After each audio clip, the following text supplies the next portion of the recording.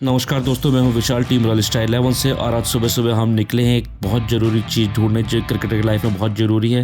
नहीं, मैं गर्लफ्रेंड की बात नहीं कर रहा हूं। हम ढूंढने निकले हैं बैट। रास्ते में सभी विषम परिस्थितियों को पार करते, नदी नाले जंगल इन सब को बाधाओं को पार करते हम पहुंचे हैं अपनी मंजिल की तरफ, जो है किठौली। एक छोटा सा गाँव है मेरठ से पहले, लगभग 20 किलोमीटर पहले। जैसे ही हम गाँव में पहुंचे, वहाँ के रास्ता को भेजकर हमारा रास्ता रुकवाने की बहुत कोशिश करी, लेकिन इसको पार करते हम पहुँच गए हैं अपनी मंजिल पे। पहुंच के हमने अपनी कार को पार्क करा, कुत्तों के भरोसे छोड़कर अपनी कार को हम आगे बढ़ चुके हैं। और इस जब हम बैट खरीदने जा रहे हैं, संतोष भाई इतने एक्साइटेड हो रहे हैं कि पता नहीं कौन सी भाषा में उन्होंने हमसे बात करी, वो मुझे समझ में नहीं आया है। कुछ इंग्लिश ऐसी थी, लेकिन मैं श्योर नहीं हूँ।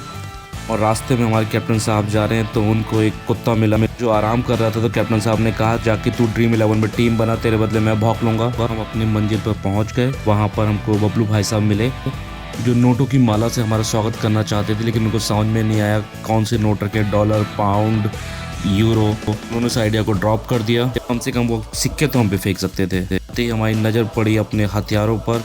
बबलू भाई साहब ने एकदम सजा के रखे हुए बहुत बड़ा भ्रम था, क्योंकि इसमें एक बैट था जो केएल राहुल का था। हमको उसको सेलेक्ट नहीं करना था, वो टुक टुक हथियार से हमको बचना था।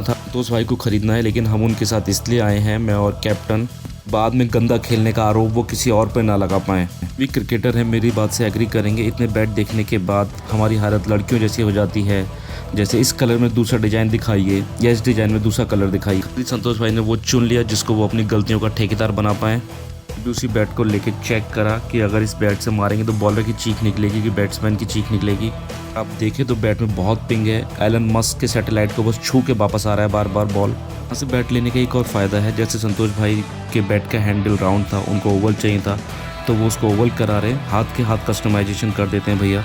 दुखी मन से हमको इतने सारे बैट छोड़ने पड़े, क्योंकि मेरी सैलरी सिर्फ रुपीज़ में आ रही है। अगर वो डॉलर पाउंड में आती तो शायद सारे ले लेता था। और इस सब के बाद बबलू भाई साहब हमारे लिए एक स्पेशल टाइप का जहर लेके आए और उनको चेक करने को बोला।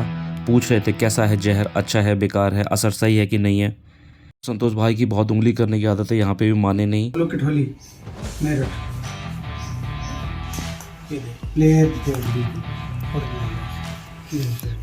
ये आशीष भाई 15 साल से आ रहे हैं मेरे पास, मेरे साथ जुड़े हुए हैं ये लोग।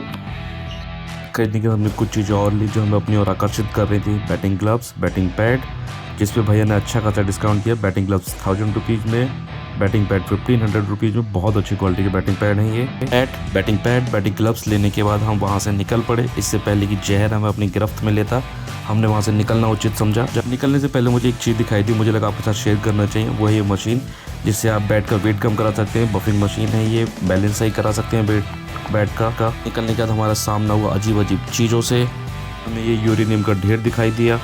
जहर हमने लिया था वो ज़्यादा असर दिखा रहा था, तो संतोष भाई ने अपने जहर का असर कम करा। इतने खुश लगने से दूल्हा को दुल्हन मिल गई हो। हमें मिले कुछ बंदर, वो हमसे जिद कर रहे थे कि उनका भी अकाउंट ड्रीम 11 पे बना है, लेकिन हम उनको गोली केला देते हुए हम आगे निकल आए। हमारा अभी तक का सफ़र, अगर बैट के बारे में आपको कुछ जानना हो, कहाँ से ले सकते हैं, तो प्लीज़ कमेंट करें, हमें सपोर्ट करें। Thank you very much, thank you.